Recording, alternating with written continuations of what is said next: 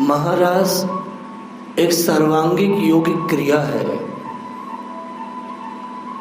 यह कोई नाचना और गाना नहीं है। इसका आधार ब्रह्मचर्य है।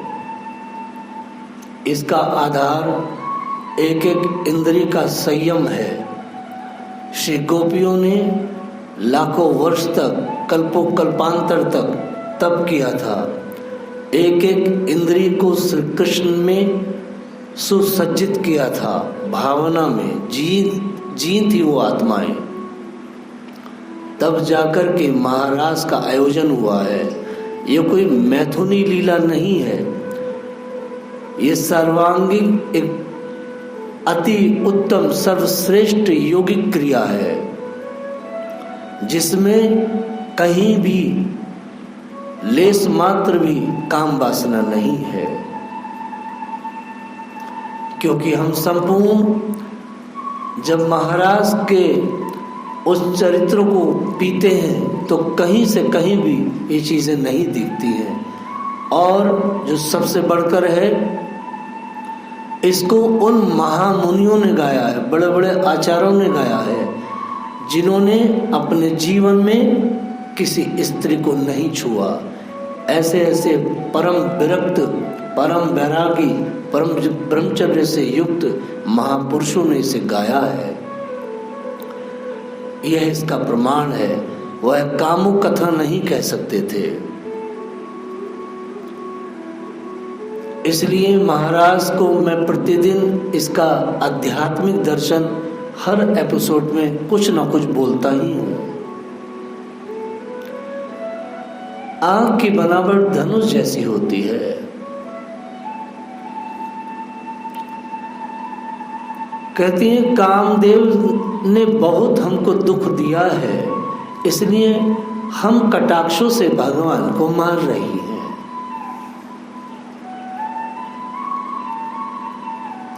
श्री गोपियां सोचती हैं यदि किसी सजातीय को अपने वश में करने की शक्ति नहीं है तो हमें धिक्कार है। इसलिए मेरे अधर कृष्ण के अधर के जैसे ही है, इस प्रकार वह भगवान पर शासन कर रही हैं। अर्थात श्री किशोरी जी अपने नीचे के अधर को अपने दांत से दबाते हुए वे भगवान पर ही शासन कर रही हैं।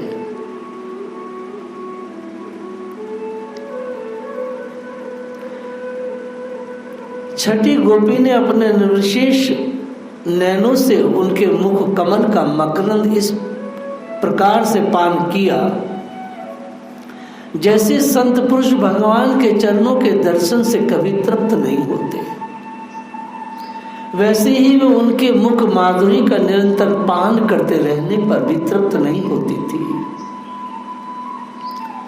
जैसे कि मैं बार बार कहता हूं, ये जो महारास है, ये जो श्री गोपियों की जो क्रियाएं हैं भगवान के प्रति, ये सब महायोग है। और अपने अपने स्वभाव वृत्ति से वो भगवान को पी रही हैं, भगवान के साथ रमण कर रही हैं। जिस गोपी ने अपने नैनों से, निर्विशेष नैनों से भगवान के मुख कमल को पिया, यह ललिता जी थी। इनके भी अधीन श्री कृष्ण रहते हैं, यद्यपि राधा रानी से ज्यादा रहते हैं। श्री किशोरी जी बिना पलक गिराए भगवान के मुख को पी रही थी, अर्थात उन्हें देख रही थी। जैसे संत भगवान के चरणों को पीते हैं, जैसे ध्रुव जी ने भगवान को पिया।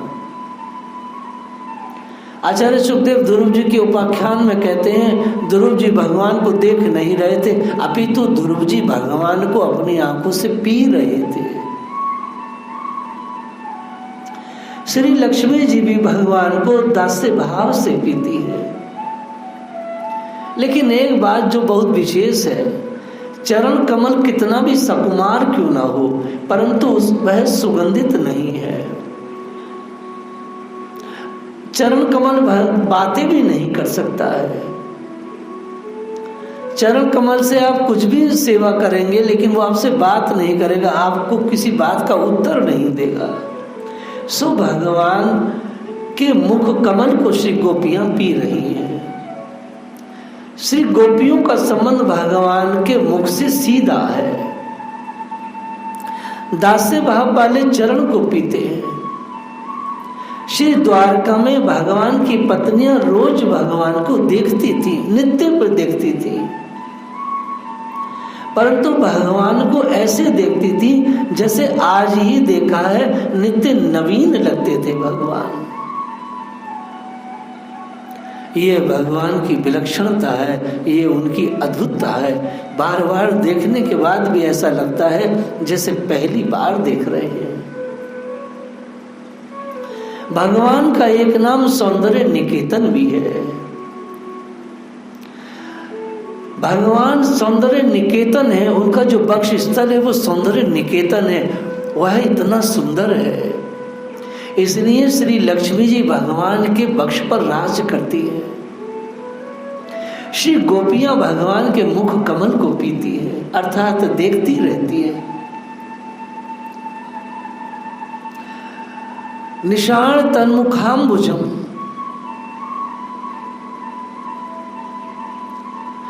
ऐसा नहीं है कि वह भगवान को पहली बार पी रहे, लेकिन जितनी बार भी पीती हैं ऐसा लगता है पहली बार उन्हें पी रही हैं। पीने का अर्थ जो आचार्य सुखदेव ने कहा है उसमें देखना है, चूमना है, सहलाना है और बार बार उनको देखना है।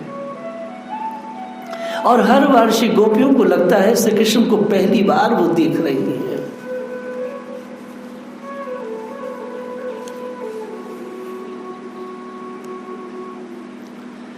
हमेशा तप्त बनी रहती है। कोई गोपी कहती है मुझे श्याम सुंदर से मिलना है, तो दूसरी कहती है कौन श्याम सुंदर, मैं तो कभी उनसे मिली नहीं। तीसरी कहती है मुझे भी कभी तृप्ति नहीं मिली सकी। श्री कृष्ण की हमेशा प्यास बनी रहे, स गोपी, वही आत्मा गोपी है जिसके तन मन में हमेशा श्री कृष्ण की प्यास बनी रहे।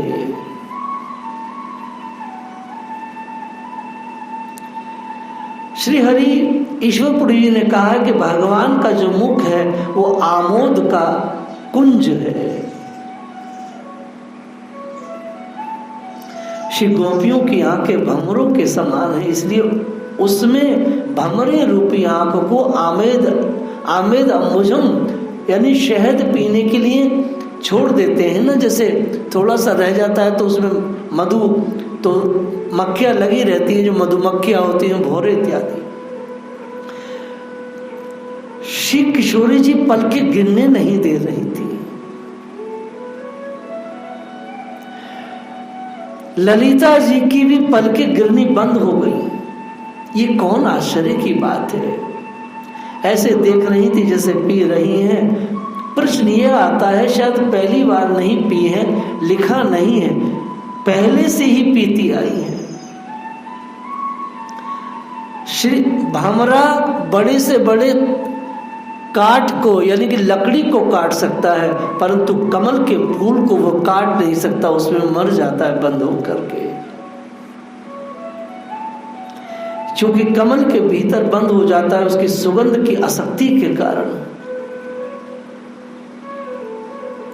वैसे ही आसक्ति के कारण श्री किशोरी जी ने अपनी आंख को लगातार टकटकी लगा करके भगवान के रूप सौंदर्य को पी रही है। संत महात्मा भी अतृप्त रहते, भगवान को बिल्कुल देखते रहते बिना पलक झपकाए। जल के बिना मीन जी नहीं सकती। इस वैसे ही श्री गोपियां भी मुखाम्बुज से अपनी जलती हुई आंख, जो उनकी जलती हुई जो आंख है उसको श्री कृष्ण के मुख अम्बुज जल में छोड़कर अर्थात मुख सरोवर में छोड़ करके वह सदा के लिए शांत होना चाहती है। वह श्री कृष्ण के चरणों को देख रही, उनकी बाहों को देख रही है, उनके मुख कमल को देख रही है। भगवान श्याम सुंदर आनंद में थकते नहीं हैं। श्री गोपियां विचार करती हैं जैसे भगवान के चरणों में बड़े बड़े सत्पुरुष नारद, शिव जी इत्यादि रहते हैं, तो हम चरणों में ज्यादा न रहें, क्योंकि यदि चरणों में रहेंगी तो इन महापुरुषों को भगवान के चरणों में रहने में असुविधा होगी, और जहाँ महापुरुष रहते हैं वहाँ स्त्रियों का जाना वर्जित है। सो इसलिए मुख कमल को पी रही हैं। इसलिए श्री गोपियों ने अपनी आंखों को भगवान के मुख कमल पर टिका दिया है। चरणों की बात थोड़ी करके अब मुख कमल पर आ गई है। हरि ईश्वरपुरी जी का ये विचार कितना सुंदर है कि श्री गोपियां भगवान के मुख कमल को इसलिए पी रही हैं कि ब्रह्मा, शिव इत्यादि बड़े बड़े ऋषि मुनि भगवान के चरणों में रहते हैं, और हम स्त्रियां हैं। स्त्रियां यदि वहां रहेंगी तो महापुरुषों को दिक्कत होगी। कितना सुंदर भाव व्यक्त कर रहे हैं।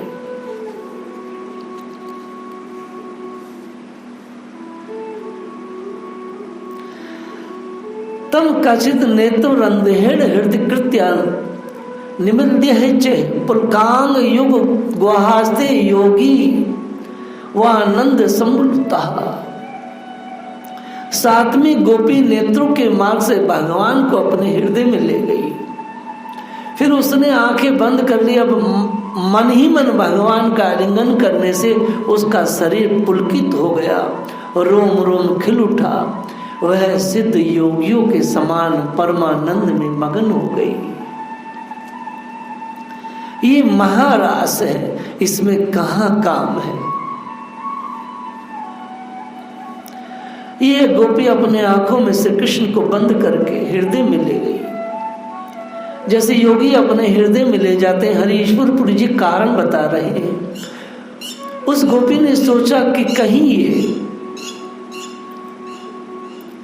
भगवान है, कहीं चले ना जाए, इसलिए उसने अपने हृदय में बंद कर लिया। ये बहुत चंचल है, इसलिए उसने इनको बंद कर लिया।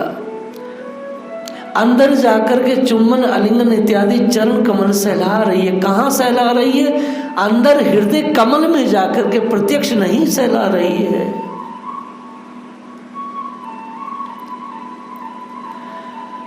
हरि ईश्वरपुरी जी कहते हैं उस गोपी को इतनी प्यास थी, इतनी प्यास थी, वह चुंबन करना चाहती थी, आलिंगन करना चाहती थी, चरण कमल सहलाना चाहती थी, वह कार्य करना चाहती, सर्वांग श्री कृष्ण को वह पीना चाहती थी।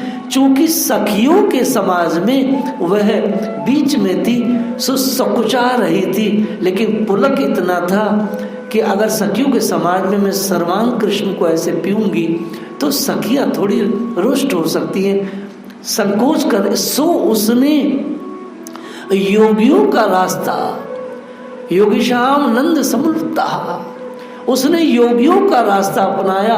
उसने हृदयांक में अब कृष्ण को बंद करके वहां सारी क्रियाएं संपादित की।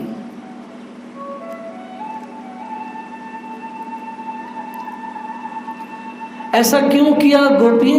गोपी ये सोचती है कि कृष्ण ने मुझे बहुत विरह दिया है और मैंने विरह भोगा है। सो कृष्ण ने अब तक समागम सुख भोगा है, अब अंदर जाके मेरे हृदय में वह भी विरह का दुख भोगे। क्योंकि मनुष्य जैसा होता है उसको वैसा ही सामने भासता है। वह गोपी ने बहुत विरह भोगा है, तो कृष्ण जब मेरे हृदय में पहुंचेंगे तो वह भी विरह के दुख को महसूस करेंगे।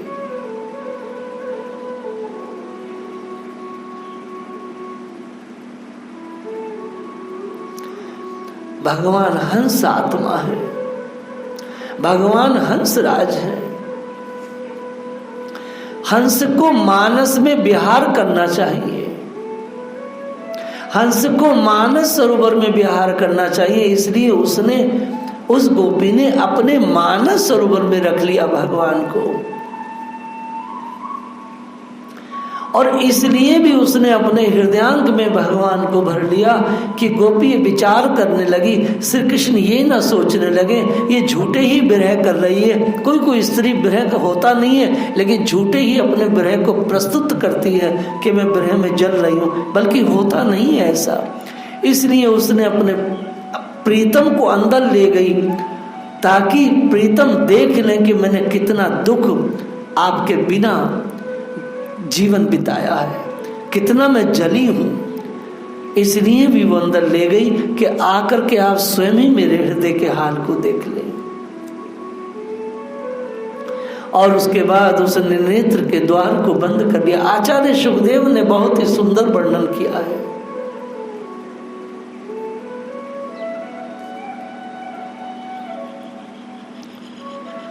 भगवान योगी राज भी हैं। भगवान जब सुमनों के वन में जाते हैं, अर्थात जब माधव सुमनों के वन में जाते हैं तो बसंत आ जाता है। बसंत कैसे आ जाता है? सारे के सारे पुष्प इत्यादि जो है पुलकित हो जाते हैं। वह श्री कृष्ण को अपने को प्रस्तुत करते हैं। अब सवाल ये आता है कि योगी के समान आनंद में कैसे आ गई? योगी भी भगवान को अपने भीतर लेते हैं और चंदन लगाते हैं, गले में उनका श्रृंगार करते हैं, सुंदर पोशाक पहनाते हैं, उनको स्नान कराते हैं। बड़े बड़े योगी भगवान को अपने हृदयांक में ले जा करके मानसी सेवा करते हैं और उसके बाद हमेशा के लिए बंद कर लेते हैं। वैसे ही वह गोपी योगियों के जैसा उसने बर्ताव किया, आंख बंद करके श्री कृष्ण को अंदर ले गई और वह सारे व्यवहार करने लगी जैसे कि वो चाहती थी।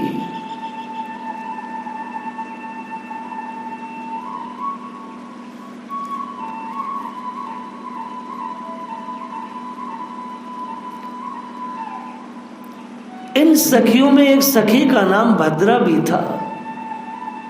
विष्णु पुराण में भद्रा सखी का वर्णन आता है। यह राधा रानी के यूथ की सखी है। ये सखी ने बस केवल श्री कृष्ण को देखा, देखती रही और श्री कृष्ण को सिर्फ और सिर्फ देखती ही रही। इसके अलावा ये कुछ न बोल पाई, इसने कुछ नहीं किया। आचार्य सुखदेव कहते हैं, इन 8 सखियों को मैं बारंबार प्रणाम करता हूं। इन 8 सखियों को मैं बारंबार कोटि प्रणाम करता हूं।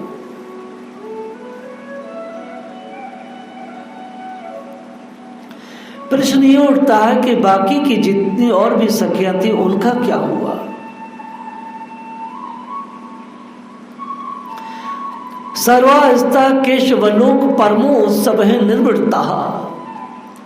हे राजा परीक्षित, जैसे मुमुक्षु जन परम ज्ञानी संत पुरुष को प्राप्त करके संसार की पीड़ा से मुक्त हो जाते हैं, वैसे ही सभी गोपियों को भगवान श्री कृष्ण के दर्शन से परम आनंद और परम उल्लास प्राप्त हुआ। उनके विरह के कारण गोपियों को जो दुख हुआ था उससे वे मुक्त हो गई और शांति के समुद्र में हमेशा के लिए उतरने लगी, अर्थात डूब गई।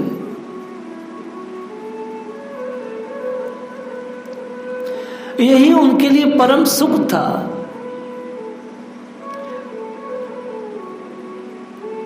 एक ही श्लोक में सुखदेव जी ने सभी को सुखी कर दिया। सभी के सुख की बात एक ही श्लोक में आचार्य सुखदेव ने कही है।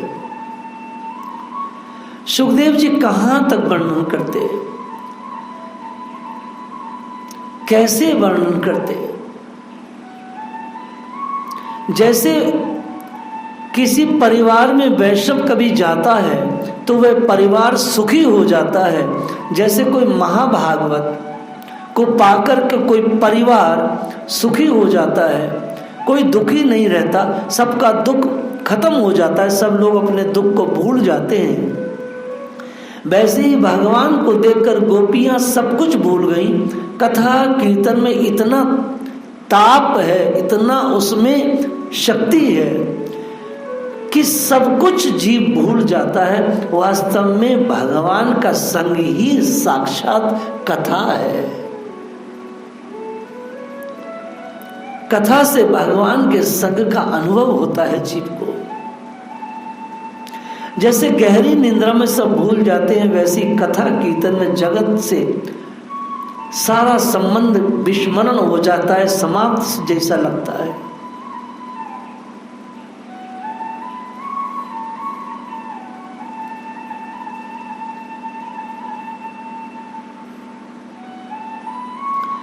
इसके बाद भगवान